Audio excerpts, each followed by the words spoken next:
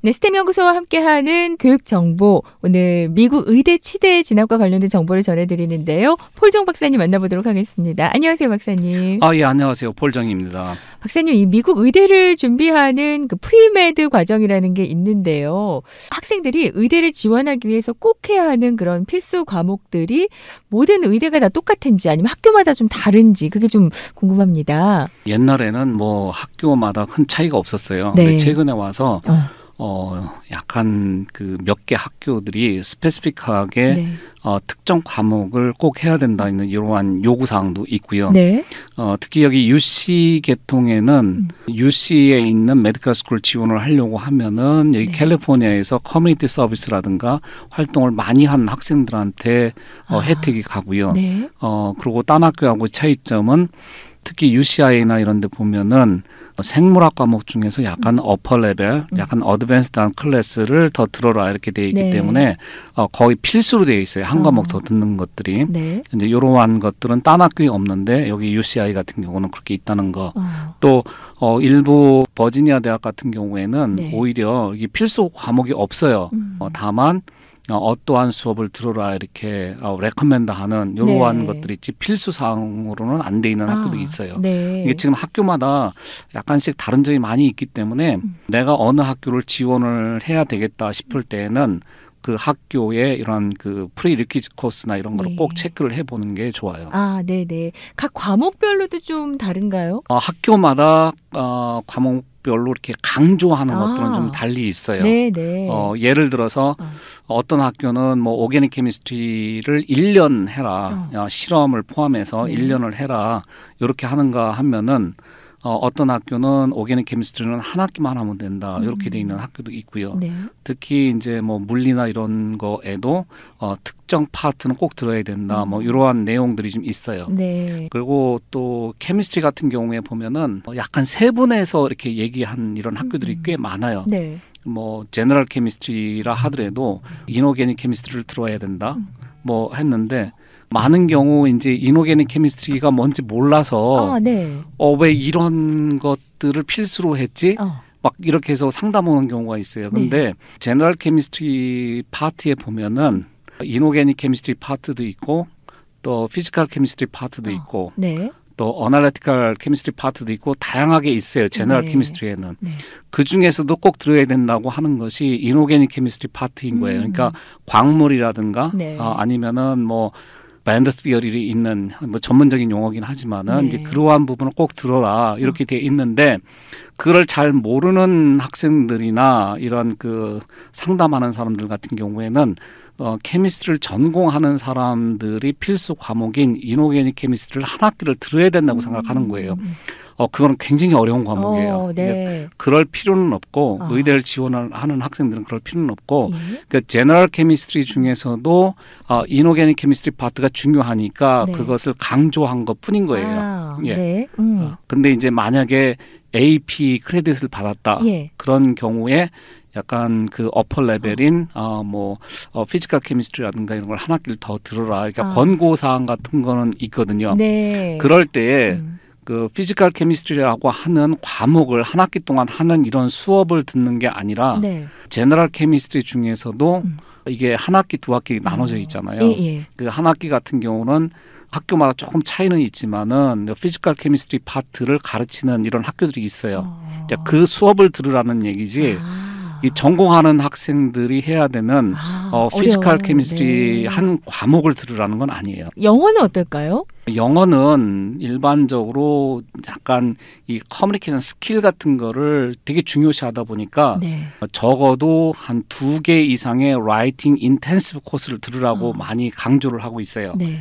그러니까 의사가 됐을 때 이제 의대를 지원하는 학생들의 그 어떤 그 라이팅 스킬이라든가 아니면 인터뷰하는 데 있어서 이게 말하는 네. 스킬 같은 거를 많이 강조를 하는데요. 네. 이 어떠한 그 말의 표현을 할 때 얼마나 정확 정확하게 하는지 그리고 얼마나 이렇게 프론트리 커뮤니케이션을 하는지 이런 거를 많이 보고 있어요. 그러다 보니까 특히 영어에서도 라이팅 인텐시브 코스를 많이 들으라고 적어도 2개 이상 들으라고 이렇게 얘기를 하고요. 그 인문학, 사회학, 심리학 이런 것들이 해당이 돼요. 그래서 인문학 쪽에서도 보면은 뭐 존스 홉킨스 의대 같은 경우에는 24학점 이상을 들으라. 이렇게 얘기를 하는데 이러한 것도 24학점 안에 다 포함시켜주겠다 이렇게 돼 있어요. 필수 과목들이 영어, 수학, 생물, 화학, 물리, 유기학, 생화학, 인문학 이렇게 되나요? 그렇죠. 이게 이제 프리메드 과정에서 필수 과목으로 들어야 되는? 예. 그리고 이제 필수로는 안 돼 있지만은 이제 제2 외국어를 들어라. 약간의 그 기초적인 대화할 정도의 스킬을 갖는 게 좋다. 이렇게 강조를 하고 있는데요. 많은 학생들이 그래요. 자기는 이제 캘리포니아에 있는 의대를 가려고 하면은 뭐 스페니쉬를 해야 된다 이렇게 얘기를 하는데 꼭 그런 건 아니고요. 저는 저희가 지도하는 한인 학생들한테는 한국어를 해라 이렇게 많이 강조를 해요. 왜냐하면은 실제 병원에서 근무를 하다 보면은 이 영어를 못하는 뭐 한국 할머니가 입원했을 경우에 누가 대화를 할 수 있느냐 하는 거예요. 물론 이제 전화상으로 상담할 때 통역관이 있는 경우도 많이 있지만은 응급한 상황에서는 이 직접 의사가 대화를 해야 되는 경우가 있는데 그런 경우에 한인 출신이라고 하면은 한국말을 능숙하게 해야지 영어를 못하는 한인분들이 뭐 이머전시 룸에 이렇게 위급한 상황으로 왔을 때에 대화를 할 수 있기 때문에 오히려 어설프게 뭐 스페니쉬를 한다거나 중국어를 한다거나 이런 것보다는 그냥 한국말을 해서 더 확실하게 내 위치를 각인시키는 게 훨씬 더 좋다. 이렇게 저는 학생들한테 얘기하고 있어요. 네. 그럼 영어도 이제 중요시한다는 걸 볼 때는 인터뷰할 때도 그런 커뮤니케이션 그런 스킬을 많이 보는 건가요? 인터뷰할 때도? 굉장히 많이 보고요. 만약에 영어가 조금 부족하다. 인터뷰할 때에 그래머나 이런 것도 부족하고 단어, 어휘력이 활용이 부족하다 싶을 때는 합격하기가 되게 힘들어요. 그러니까 만약에 영어가 짧은 경우에 이제 어른들인 우리가 볼 때는 영어를 잘하는 것처럼 보이지만은 막상 이 네이티브 의사들이 인터뷰를 했을 때는 아주 민감한 거에서도 그 차이를 다 구분해내는 것 같아요. 그러다 보니까 아무래도 한국에서 늦게 온 학생들이나 이런 경우에는 어휘력이 딸리다 보니까 한 말을 또 하게 되고 이게 정확하게 얘기하는데 조금 문제가 생기는 경우가 많아요. 이런 경우는 인터뷰 연습을 좀 많이 해야 된다 이렇게 봐요. 네네. 그럼 이제 영어도 있고 수학 같은 경우에는 어떤 걸 좀 봐야 될까요? 의대에서 수학을 그렇게 뭐 고난도 수학을 해야 된다 이런 거는 없어요.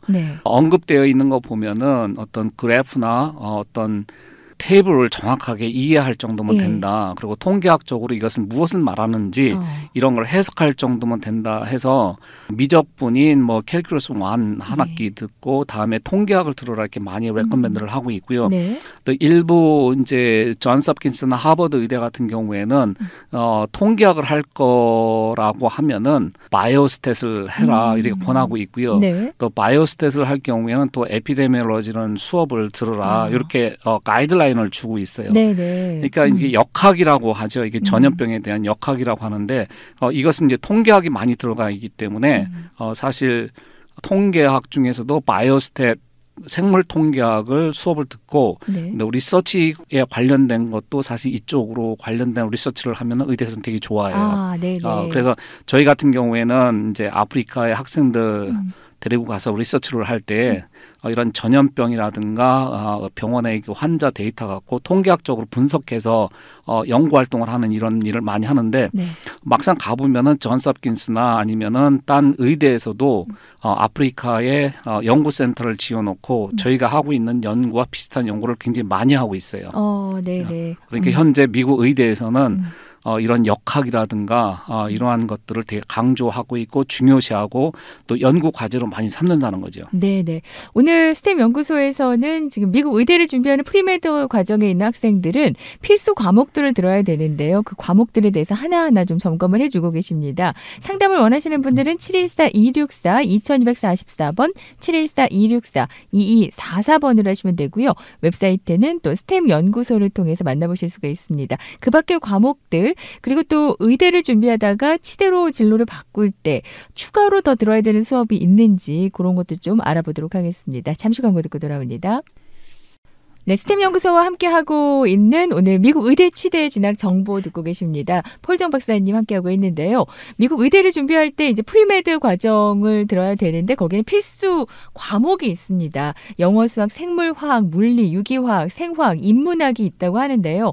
그렇다면은 한 과목 한 과목 어떻게 좀 들어야 되는지 오늘 자세히 좀 알려주고 계시는데 그렇다면 이제 박사님 아무래도 이제 사이언스 과목 쪽으로 좀 더 많이 들어야 되지 않을까 그런 생각을 하는 것 같아요. 생물은 어떨까요? 의대에서는 네. 사실 그 화학이나 물리보다는 네. 생물을 더 강조하는 것 같아요. 네.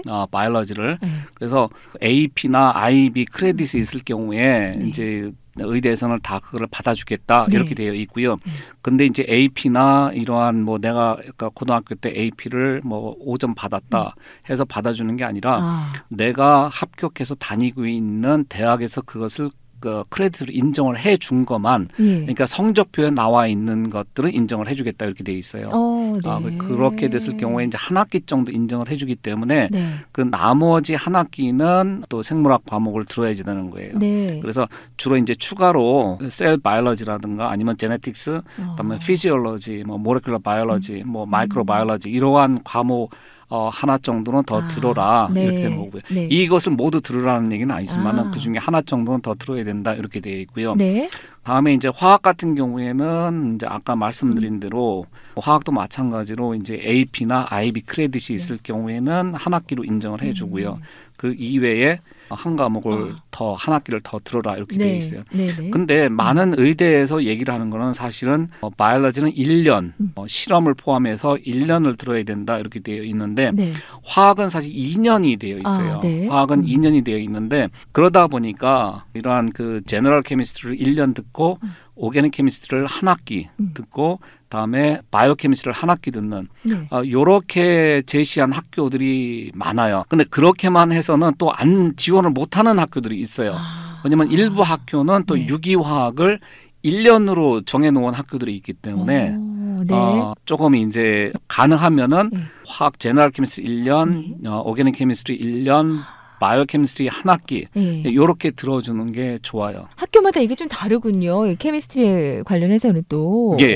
많은 학교들이 점점 이제 오게닉 케미스트리는 한 학기만 하면 된다 이렇게 제시를 하고 있는데 또 일부 학교는 그 1년이라고 제시를 해놓은 학교들이 있기 때문에 잘 보셔야겠네요. 차라리 그냥 1년을 하는 게 안전하게. 그렇죠. 그렇게 하는 게 좋을 것 같아요. 이 유기화학 같은 경우에는 진짜 오게닉 케미스트리가 너무 어렵다면서요.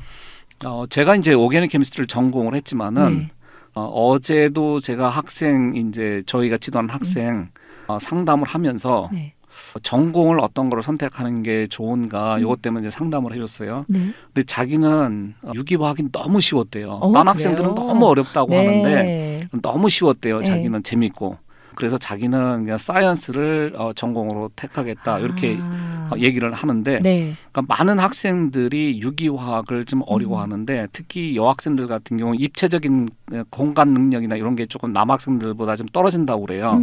그러다 보니까 이제 유기화학은 3차원적인 이러한 그 도형도 알아야 되고 하기 때문에 그런데 약한 학생들 같은 경우는 유기화학이 좀 어려울 수가 있어요. 특히 이제 스테레오 케미스트리라고 해갖고 3차원적으로 생각해야 되는 이러한 것들이 좀 있거든요. 그래서 그런 것 때문에 좀 어려워하는 것 같아요. 학교별로 6개월만 원하기도 하고 1년은 원하기도 하는데 일단은 1년 원하는 학교도 있기 때문에 안전하게 1년을 들어놓는 게 좋겠다라는 말씀이셨어요. 유기화학 같은 경우에.